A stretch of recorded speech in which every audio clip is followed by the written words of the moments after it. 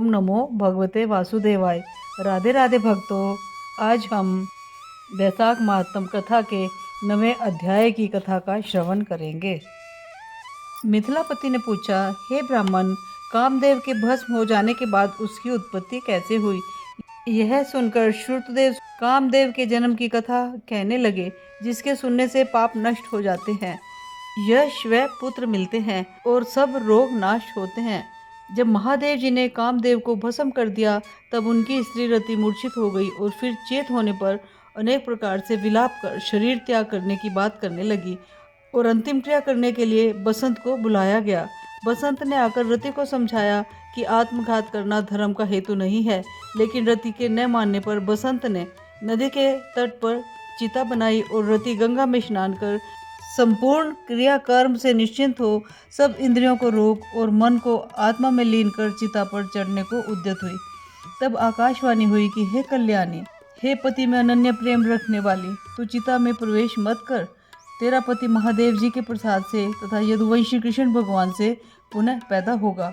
ऐसे क्रम से 2 जन्म होंगे, तब दूसरे जन्म में श्री कृष्ण से रुक्मणी जी के गर्भ से तेरा पति पैदा होगा। उसका नाम प्रद्युम्न होगा। तू ब्रह्मा के शाप से शंकर के घर में निवास करेगी। वहीं प्रद्युम्न नाम के तेरे पति से तेरा मिलन होगा। ऐसा कह आकाशवाणी समाप्त हो गई। तब रति ने चिता में प्रवेश नहीं किया। फिर सब देवताओं ने रति को वरदान देकर उसको शांत किया और कहा, हे काम प्रिय, अब तेरा पति अनंग कहलाएगा और अंग वाले की तरह मरा हुआ भी दिखाई देगा। पूर्व कल्प में तेरा पति सुंदर नाम का राजा था। उस जन्म में तू ही उसकी पत्नी रज संकरकारिणी हुई थी। इसी से तेरी यह दशा हुई है। अब तू वैशाख मास में प्रातःकाल मंदाकिनी नदी में स्नान कर मधुसूदन भगवान का पूजन कर और उनकी दिव्य कथा सुनकर अशून्य शयन नाम का व्रत आरंभ कर। ऐसा करने से तेरा पति तुझे अवश्य मिल जाएगा, इसमें संदेह नहीं है। रति को ऐसा वर देकर सब देवता अपने अपने स्थान को चले गए और रति भी क्लेश से निवृत्त हो गई। मेष की संक्रांति में गंगा स्नान कर अशून्य शयन व्रत धारण करते ही उसे तत्काल कामदेव दिखाई देने लगे। पूर्व कल्प में भी यह बड़ा धर्मपरायण राजा था, मगर उसने वैशाख मास में कर्तव्य धर्म नहीं किए थे, इसलिए कामदेव परमात्मा का पुत्र होने पर भी अंगहीन हुआ। पार्वती जी शंकर के रूप और गुणों को देखकर मुग्ध हो मन में शंकर जी को अपना पति होने की ठान गंगा तट पर तप करने लगी। वे माता पिता आदि सबके समझाने पर भी भूखी प्यासी जटाए बढ़ा सहस्त्र वर्ष तक महालिंग का पूजन करती रही। तब महादेव जी सायंकाल ब्रह्मचारी के वेश में उनके सामने पर्णकुटी पर अनेक प्रकार की परीक्षा कर और अपने में दृढ़ देख बोले, हे भद्रे, जो तुम्हारी इच्छा हो वर मांग लो। तब पार्वती जी ने वर मांगा कि हे रुद्र, तुम मेरे पति हो, तथास्तु ऐसा ही हो। यह वर देकर सप्त ऋषियों को बुला हिमाचल के पास भेजा। ये सप्त ऋषि हिमाचल के पास पहुँचे और हिमाचल के पूछने पर बोले, हे राजन, तेरी कन्या पार्वती ने जो पहले दक्ष की पुत्री थी, अपने पिता के यज्ञ में शरीर त्याग कर तेरे घर में जन्म लिया है। इसका विवाह महादेव जी से कर दीजिए। यह बात सुनकर हिमाचल बोला कि पार्वती महादेव जी को ही अपना पति बनाने को घोर तप कर रही है। मैं भी अत्यंत हर्ष से अपनी कन्या महादेव जी को दे चुका हूँ। अब आप वहाँ पधारो जहाँ महादेव जी हैं। हिमाचल का उत्तर सुन सप्तऋषि महादेव जी के पास जाकर विवाह निश्चित करने को चले गए। हिमाचल का उत्तर सुनकर सप्तऋषि महादेव जी के पास जा और विवाह निश्चित कर चले गए। तब तो लक्ष्मी आदि सभी देवियाँ तथा विष्णु आदि सब देवता बराती बनकर चले और महादेव जी सब देवता मुनि 6 मातृका आदि को तथा भूतगणों को साथ ले बैल पर चढ़कर चले। उनके आगे शंख मृदंग आदि अनेकों बाजे बजने लगे और वेद की ऋचा के पाठ होते हुए हिमाचल की पुरी में पहुँचे। तब शुभ लगन में शिव पार्वती का विवाह संपन्न हो गया, जिससे त्रिलोकी में आनंद छा गया। इस महोत्सव के पूर्ण होने पर शंकर जी पार्वती जी के संग स्वच्छंदता से हिमाचल के शिखर पर सहस्त्र दिव्य वर्ष तक रमन करते रहे। महादेव जी द्वारा पार्वती जी के साथ नित्य प्रति रमन करने पर भी गर्भ की स्थिति न हुई तो देवताओं को घोर चिंता उत्पन्न हुई कि हमारे कार्य की सिद्धि कठिन है। तब खूब विचार विमर्श कर अग्नि को बुलाया, उसका अत्यंत सम्मान कर जहाँ महादेव जी रमन कर रहे थे भेजा और कहा कि जब महादेव जी रमन कर चुके तब तू प्रकट हो और उनके सम्मुख चले जाना, जिससे वह पुनः रमन न करें, क्योंकि तुझे देखकर पार्वती जी लज्जा के मारे वहां से हट जाएंगी। तब तू शिष्य होकर कामारी शिव जी से प्रश्न कर बहुत सा समय लगा देना। बहुत काल व्यतीत होने पर पार्वती जी के गर्भ से स्वामी कार्तिकेय का जन्म होगा।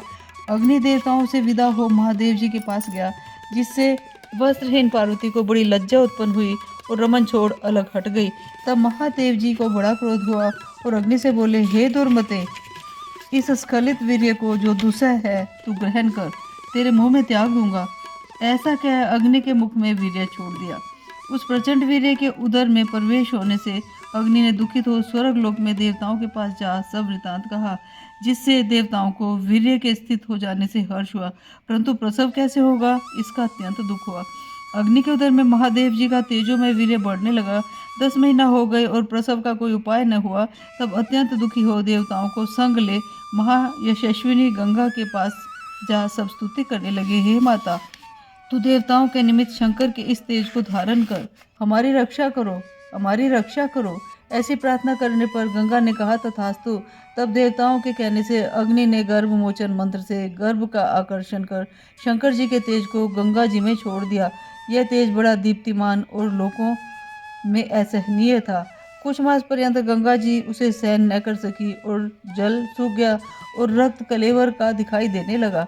तब अत्यंत दुख से व्याकुल हो अपने उदर एवं गर्भ को त्याग दिया, जो नीचे जाकर सरकुंडों में गिर पड़ा और विदीर्ण होकर उस गर्भ के 6 भाग हो गए। तब ब्रह्मा जी की भेजी 6 कृतिका आई। उन्होंने शरकंडों से विभिन्न शांभव तेज के 6 भागों को ग्रहण कर 6 मुख का पुरुष बनाया। जिसका शरीर एक ही था उसे बहुत दृढ़ कर दिया। यह पुरुषाकार 6 मुखी बहुत समय तक शरकंडों में वैसे ही पड़ा रहा। एक दिन बैल पर चढ़े हुए महादेव पार्वती उसी स्थान से होकर श्री शैल को जा रहे थे कि सहसा पार्वती के स्तनों से दूध की धारा बह निकली। तब विस्मित हो पार्वती जी ने महादेव जी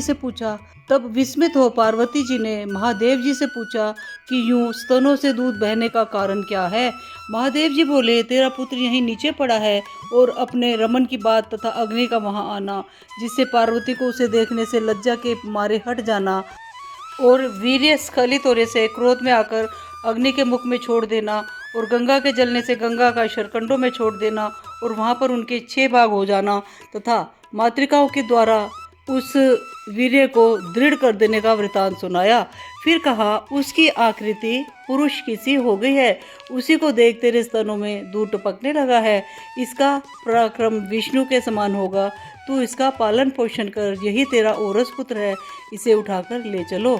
महादेव जी की बात सुन पार्वती जी ने बालक को गोदी में बिठा लिया और दुग्धपान कराने लगी और पुत्र स्नेह में तत्पर हो महादेव जी के साथ कैलाश को गई और पुत्र का लालन पालन कर अत्यंत संतुष्ट हुई। हे राजन, यह कुमार के जन्म की कथा मैंने तेरे सामने कही। जो प्राणी इस कथा को नित्य प्रति सुनता है उसके पुत्र पौत्र आदि की वृद्धि होती है। इसीलिए वैशाख मास में धर्म कर्म करने से स्त्रियों का विधवा योग मिट जाता है तथा अत्यंत पुण्य प्राप्त होता है। इसी के प्रभाव से अनंग कामदेव भी साअंग हो गया। जो लोग इस मास में बिना स्नान दान किए बिता देते हैं उन्हें बहुत से धर्म करने पर भी अनेकों दुख भोगने पड़ते हैं। इसीलिए यह एक मास संपूर्ण धर्मों के करने के लिए हितकारी है। इति वैशाख महात्म कथा का 9वां अध्याय संपूर्ण हुआ। ओम नमो भगवते वासुदेवाय। अब हम गणपति जी की कथा का श्रवण करेंगे। एक बहन भाई थे। बहन का नियम था कि वो रोज प्रतिदिन अपने भाई का मुख देखकर ही खाना खाती थी। तो बहन अक्सर अपने घर का सारा काम करके और अपने भाई के घर जाया करती थी। रास्ते में एक गणेश जी की प्रतिमा एक बड़े से पीपल के पेड़ के नीचे रखी हुई थी। वह उस प्रतिमा को प्रणाम करके आगे जाती थी। जब वो बहन अपने भाई के घर पहुंची तो भाभी ने देखा कि बहन, आपके पाँव में से तो खून आ रहा है, क्या हो गया? तो वो बहन बोली कि भाभी, रास्ते में कंकर पत्थर और कांटे बहुत हैं, वो अक्सर मेरे पाँव में चुभ जाया करते हैं। इतना कहकर अपने भाई का मुख देखकर बहन वापस अपने घर चली गई। भाभी ने तब अपने पति को कहा कि आपकी बहन बहुत तकलीफ उठा के यहाँ आती है रास्ते में कंकर पत्थर और कांटे उसके पाँव में लग जाया करते हैं। पाँव से बहुत खून बह रहा था, आप रास्ता साफ करवा दीजिए। भाई ने क्या किया, खुद जाके सारे रास्ते के कंकर पत्थर हटा दिए, सारे कांटे थे, जो भी कटीली झाड़ियाँ थी, सब हटा दी।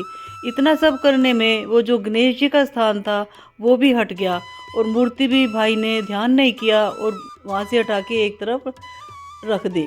इससे गणेश जी रुष्ट हो गए और भाई की मृत्यु हो गई। सब लोग उस मरे हुए भाई को लेकर जाने लगे तो उसकी भाभी हाथ जोड़कर बोली कि आप थोड़ी देर रुक जाइए, मेरी ननद अभी आती होगी, वो अपने भाई का मुख देखकर ही कुछ खाना खाती है। सब लोग हंसने लगे कि आज तो देख लेगी मरे हुए भाई का मुख, कल क्या करेगी। लेकिन भाभी बोली कि नहीं, आप रुक जाइए, मेरी ननद को आ जाने दो। उधर जब वो बहन आ रही थी तो रास्ते में उसने क्या देखा कि सारा रास्ता साफ हुआ पड़ा है और पीपल के पास पहुंची तो वहाँ देखा कि गणेश जी की मूर्ति भी नहीं है। वो मूर्ति भी वहाँ से हटी हुई है और दूसरी जगह ऐसे औंधे मुँह पड़ी हुई है। बहन खेजड़ी की डाली तोड़कर लाई और उससे पीपल के वृक्ष के नीचे दोबारा से गणेश जी के लिए स्थान बना दिया और उस पे मूर्ति को विराजमान कर दिया और बोली, मेरे जैसा अमर सुहाग और अमर पीहर सबको देना। और वो हाथ जोड़कर आगे जाने लगी। गणेश जी महाराज सोचने लगे कि अगर मैं इसकी नहीं सुनूंगा तो हमें कौन मानेगा, कौन हमारी पूजा करेगा। यही सोचकर गणेश जी ने आवाज़ लगाई, बिटिया रुको, 1 मिनट मेरी बात सुनो। इस खेजड़ी के 7 पत्ते लेकर जाओ अपने साथ और कच्चे दूध में भिगोकर अपने भाई के ऊपर छींटे लगा देना। इतना सुनकर बहन ने पीछे मुड़कर देखा तो वहाँ कोई नहीं था, लेकिन उसने सोचा कि ऐसा करने में क्या नुकसान है। उसने 7 खेजड़ी के पत्ते लिए और वो लेकर घर पहुँची। जैसे ही बहन अपने भाई के घर पहुँची तो उसने क्या देखा कि वहाँ पर बहुत से लोग खड़े हैं। अंदर गई तो देखा कि भाई का शव पड़ा हुआ है और भाभी पास में बैठी हुई रो रही है। तो बहन ने क्या किया, रसोई में गई और कच्चे दूध में वो खेजड़ी के पत्ते डाली और भाई के ऊपर छींटे लगा दिए। जैसे भाई के ऊपर दूध के छींटे पड़े, भाई उठकर खड़ा हो गया और बोला, आज तो मुझे बहुत नींद आई, मैं बहुत सोया, आज तो मैं बहुत सोया। बहन बोली, नहीं भाई, ऐसी नींद तो किसी को भी ना आए। और बहन ने अपने भाई को सारी बात बताई। सब लोग बहुत प्रसन्न हो गए और बहन बोली, हे गणेश जी महाराज, आपकी जय हो। जैसा अमर सुहाग और अमर पिहर मुझे दिया है वैसा ही सबको देना। जो भी इस कहानी को सुन रहा हो, हुंकारे भर रहा हो, हमारा सारे परिवार को ऐसा ही सुख देना। हे गणेश जी महाराज, आपकी जय हो। गणेश जी की कथा समाप्त हुई। ओम नमो भगवते वासुदेवाय। बोलो गणेश जी महाराज की जय।